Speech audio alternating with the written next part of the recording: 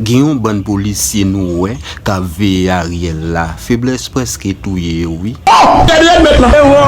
Nèg yo pas bien manger sans badral manger ale kin descend nyako la couronne oui. Genan nèg yo gen kayo bout de pa ka paye fem kay la oui. Madame nèg yo e gratte senti oui.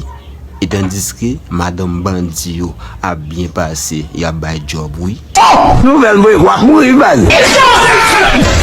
C'est Bandi qui a crasé Madame policier ça yo. Non, gardons saisissement. Maman ou papa yo a boucané roche oui. Gen yon bandi nan 5 secondes qui rele tête li, tête pas droite. Et tandis que tête policier plus pas droite oui. Est-ce que tête pas droite a trahi zo? Non, ou pas policier ou trahi peuple haïtien. Là aussi sécuriser Ariel Henry. Là on prend break qui bon vient nan massa ou habité. Est-ce que tête nèg ça ou droite? T'as semblé policier ça yo ka bay Ariel sécurité a yo perdu un feuille ou bien yo manquon chromosome soit yo gen une en plus.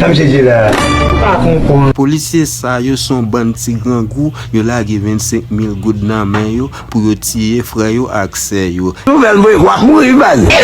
Et tandis qu'il est Ariel a le map pour si a volé le garo.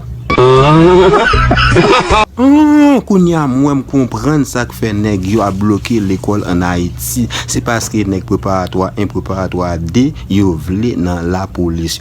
Nèg qui fait retour philo ou bien qui fait université, m'pa croire yo t'a vinn prouver que histoire bouki a son histoire vraie.